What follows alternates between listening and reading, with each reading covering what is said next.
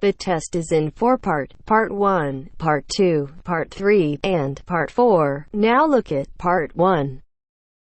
Part 1. Well, I'm looking for a reasonably priced holiday. I went to South Africa for a month last year, and I'd like to see North America this time, maybe Canada. First, you have some time to look at questions 1 to 6.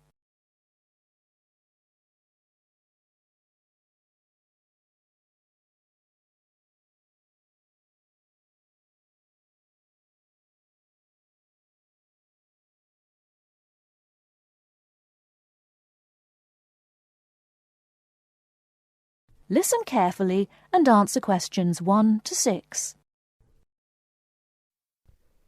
Hello, welcome to the travel depot. How can I help you? Well, I'm looking for a reasonably priced holiday. I went to South Africa for a month last year, and I'd like to see North America this time, maybe Canada. But I'm also interested in Europe if the prices to Canada are too expensive. I'm on quite a tight budget, you see. Well, you could go to Europe, but I'll get some prices for Canada first. I've been to Vancouver. It's lovely at this time of year. And we have some special offers on at the moment. Okay, well, I have some relatives over in Vancouver, so that would be good. I can always travel around Europe next year. Besides, it may be a bit too hot for me at this time. Right, let's have a look at some prices then. When would you like to go? Sometime at the end of next month if possible, but I'm quite flexible any time between the 24th and the 31st. I'd like to go for 3 weeks. Well, there's lots of availability for those dates. Now, if you're concerned about the cost, it's cheaper if you don't mind not flying direct. Sorry, what do you mean? Well, if you don't mind changing planes, then it's cheaper. Oh, well, I don't mind changing planes. In that case, the cheapest flight I have leaves on the 25th and changes in New York. It's only a short stop. You'll be in the airport for 2.5 hours. How does that sound? Sounds good, but what's the price? That's £412 for a return flight, but that doesn't include airport tax. Would you like to arrange any accommodation? No, I have a cousin I can stay with. All I need is the flight, so I think I'll take that one. Right, I'll just check availability for your return. 3 weeks, did you say? Yes, that's right. Okay, well, there are seats available on the 14th or the 15th. Which one would you prefer? The 14th sounds good. Yes, from the 25th to the 14th sounds fine. I'll reserve that for you then. Can you tell me your name, please? Jim Jackson. Is that Jackson? That's right. And can I take an address and contact number? Yes, it's 10 Allen Road, Oldham. Do you want a home number or my mobile? Either's fine.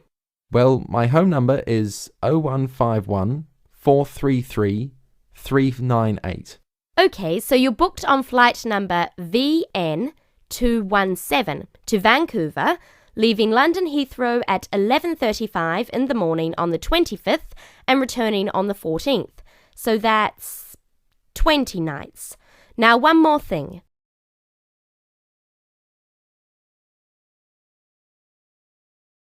Before you hear the rest of the conversation, you have some time to look at questions 7 to 10.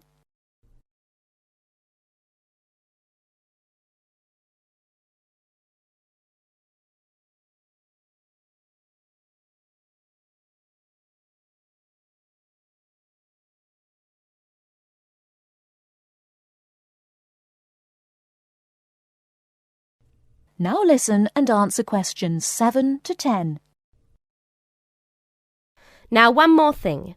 Do you have any travel insurance? We recommend all our clients take out some kind of cover, even though most people don't end up needing it. Most people have it just for peace of mind. Well, what type of cover do you have?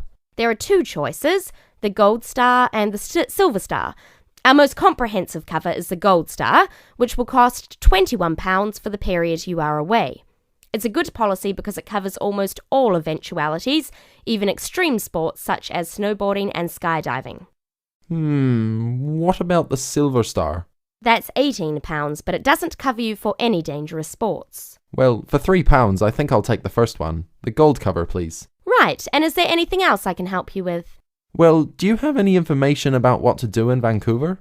Yes, I'm sure there's something on the computer that can help. Yes. There's a Shakespeare play at the theatre, but at $54 it's quite expensive. That starts at 8 p.m. The City Museum is really popular too, if you like that kind of thing. They have a special exhibition of Japanese armour next month. Entrance is free and the museum is open from 9 to 4:30, Monday to Saturday. Would you be interested in either of those? Oh, well, maybe. Well, I'm sure you can arrange that when you get there anyway.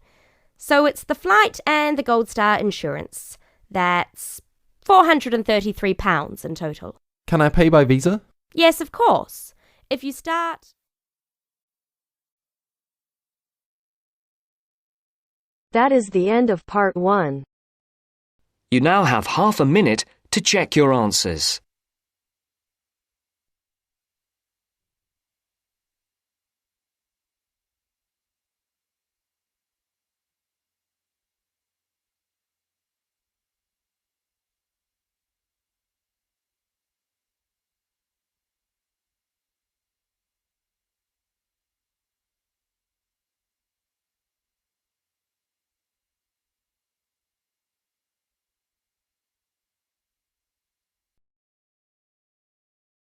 Now turns to part 2. Part 2. You will hear a Director of Student Administration from Mitchford University giving a talk on Open Day. First, you have some time to look at questions 11 to 17.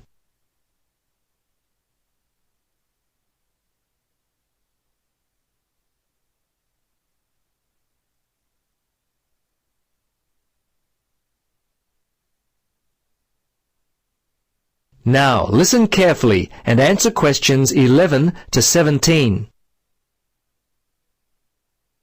Hello to you all. Thank you for coming to Mitchford University's Open Day. My name is Jackie Alford, and I'm the Director of Student Administration. I must begin by passing on some late-breaking news.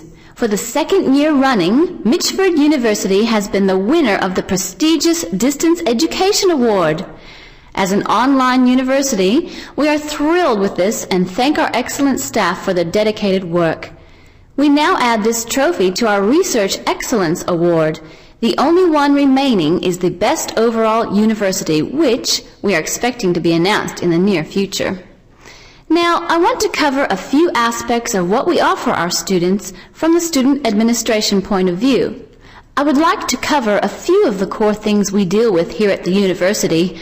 Our office is always busy. Firstly, we handle all requests for on- and off-campus housing. First-year bachelor's degree students, we offer any and all assistance. If you're considering a postgraduate degree with us, which some of you coming to the area with families are, I've met some of you already, I think. Please be aware that due to staff constraints, we are only able to help international students. My department is also responsible for the collection of all student fees and, aside from exam week, we often assist with timetabling. Our department is in close contact with enrollment, so we know all your examination results. Student fees are used to help with the extracurricular activities here on campus. Each semester we put on a movie night, and last year we tried a music appreciation night, which was well received. We often invite a number of local charities in the area to participate in our movie nights. This has been a good way for us to give back to some of the local people. Now, when you apply for a place at Mitchford University, your application package goes first to the registrar's office, where it is either accepted or rejected based upon your past academic record and test results. If you are accepted, it comes to the Student Administration Department, where we examine any special requests you may have included in your application. After that, a letter is sent to you informing you of your acceptance. The whole process takes about 3 to 4 weeks. Generally, if we receive applications by April or early May, students are notified of their acceptance in late June, unless you make mistakes with your application, which is all too common. Before listening to the rest of the talk, you have some time to look at questions 18 to 20.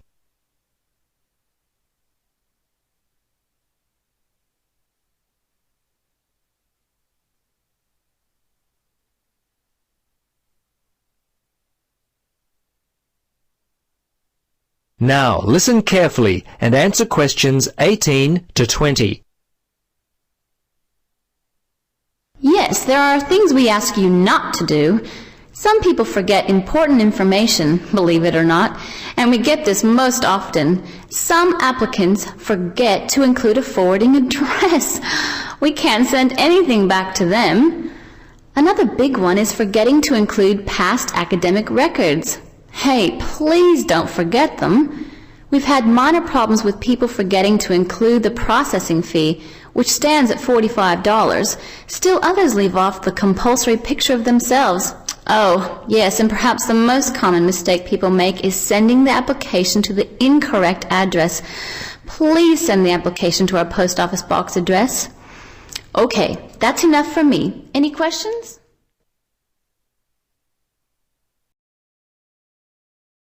That is the end of part 2. You now have half a minute to check your answers.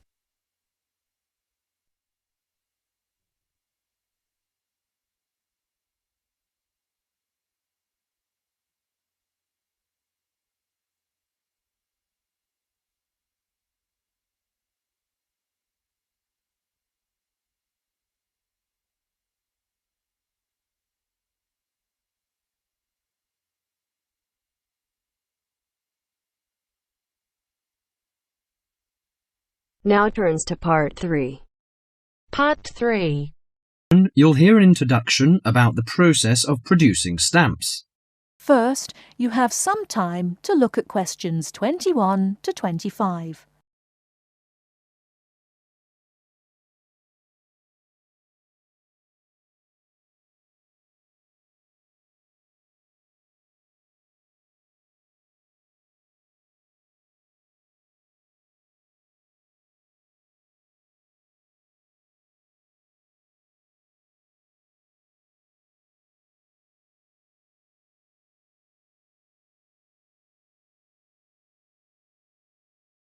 Now listen carefully and answer questions 21 to 25.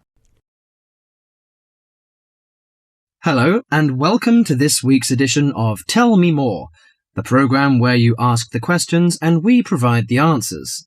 And we've had a wide variety of questions from you this week. And the subject we've picked for you this week, in response to your many letters, is the production of postage stamps. And as usual, we've been doing our homework on the subject. So, who designs the postage stamps that we stick on our letters? Well, in Australia, the design of postage is in the hands of Australia Post. In Britain, it's the Royal Mail that looks after stamps, and it seems that both countries have a similar approach to the production process. We discovered, to our surprise, that it can take up to 2 years to produce a new postage stamp. Why is that, I hear you ask? Surprisingly, it can't be all that difficult to design a stamp. In fact, it isn't, but it seems it's a lengthy business. Firstly, they have to choose the subjects, and this is done with the help of market research. Members of the general public, including families, are surveyed to find out what sorts of things they would like to see on their stamps. They are given a list of possible topics and asked to rank them. A list is then presented to the advisory committee, which meets about once a month. The committee is made up of outside designers, graphic artists, and stamp collectors. If the committee likes the list, it sends it up to the board of directors, which makes the final decision. Then they commission an artist. In Australia, artists are paid $1,500 for a stamp design and a further $800 if the committee actually decides to use the design.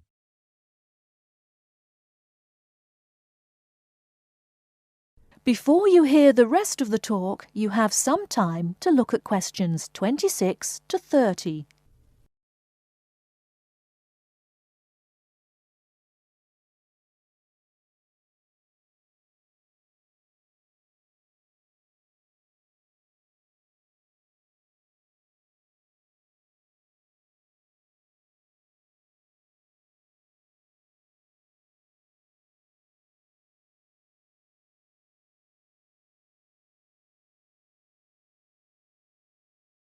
Now listen and answer questions 26 to 30. So there's a possibility that a stamp might be designed, but still never actually go into circulation. So what kind of topics are acceptable? Well, the most important thing is that they must be of national interest.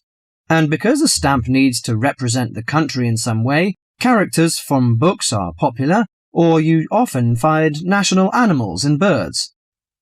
So, of course, the kangaroo is a favourite in Australia. With the notable exception of members of the British royal family stamps, no living people ever appear on Australian or British stamps.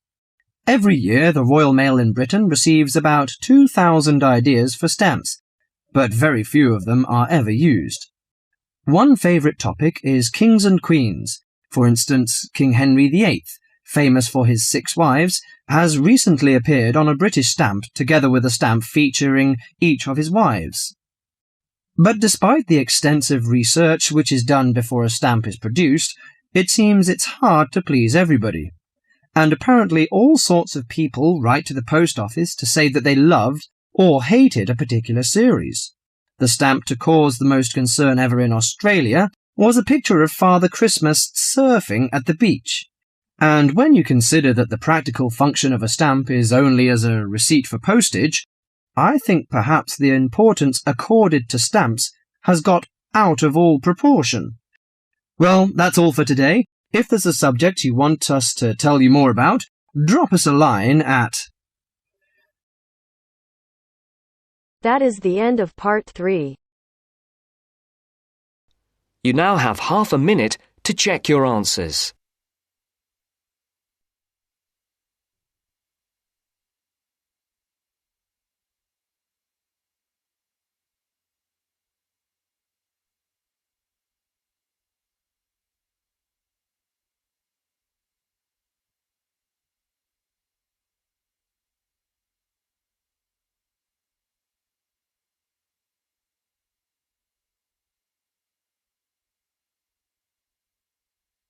Now turns to part 4. Part 4. You'll hear a lecture on human civilization. First, you have some time to look at questions 31 to 40.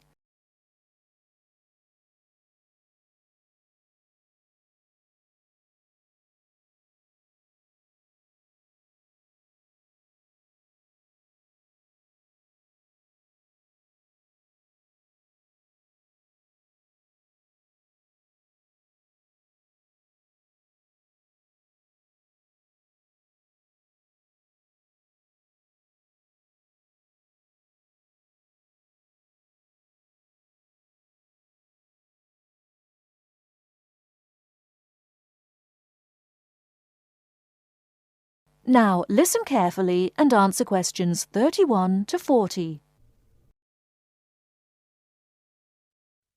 Today in our History Series lectures, Professor Smith is going to introduce the history of human civilization. Welcome, Professor Smith. Good afternoon, ladies and gentlemen. Do you know when human civilization originated? And what's the development of human language? Well, the first 2 stages in the development of civilized man were probably the invention of primitive weapons and the discovery of fire, though nobody knows exactly when he acquired the use of the latter. The origin of language is also obscure. No doubt it began very gradually. Animals have a few cries that serve as signals, but even the highest apes have not been found able to pronounce words, even with the most intensive professional instruction. Apparently, a necessity for the mastering of speech is the superior brain of man. When man became sufficiently intelligent, we must suppose that he gradually increased the number of cries for different purposes. It was a great day when he discovered that speech could be used for narrative. There are those who think that in this respect, picture language preceded oral language. A man could draw a picture on the wall of his cave to show in which direction he had gone, or what prey he hoped to catch. Probably picture language and oral language developed side by side. I'm inclined to think that language has been the most important single factor in the development of man. 2 important stages came not so long before the dawn of written history. The first was the domestication of animals. The second was agriculture. Agriculture was a step in human progress to which, subsequently, there was nothing comparable until our own machine age. agriculture made possible an immense increase in the number of the human species in the regions where it could be successfully practiced. These were, at first, only those in which nature fertilized the soil after each harvest. Agriculture met with violent resistance from the pastoral nomads, but the agricultural way of life prevailed in the end because of the physical comforts it provided. Another fundamental technical advance was writing, which, like spoken language, developed out of pictures, but as soon as it had reached a certain stage, it was possible to keep records and transmit information to people who were not present when the information was given. These inventions and discoveries, fire, speech, weapons, domestic animals, agriculture, and writing, made the existence of civilized communities possible. From about 3000 BC until the Industrial Revolution, less than 200 years ago, there was no technical advance comparable to these. During this long period, man had enough time to become accustomed to his technique and to develop the beliefs and political organizations to appropriate it. There was, of course, an immense extension in the area of civilized life. At first it had been confined to the Nile, the Euphrates, the Tigris, and the Indus, but at the end of the period in question it covered much the greater part of the livable globe. I do not mean to suggest that there was no technical progress during this long time. There was progress.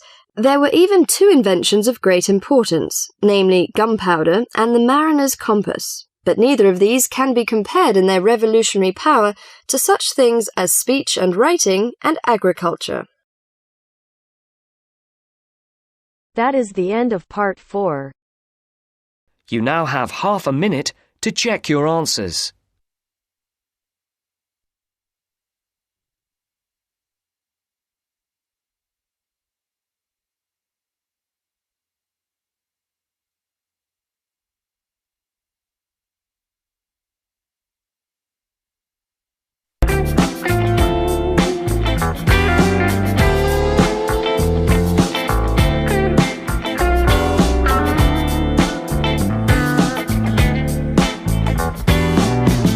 That is the end of the test. You now have 10 minutes to transfer your answers to your Ielts listening answer sheet.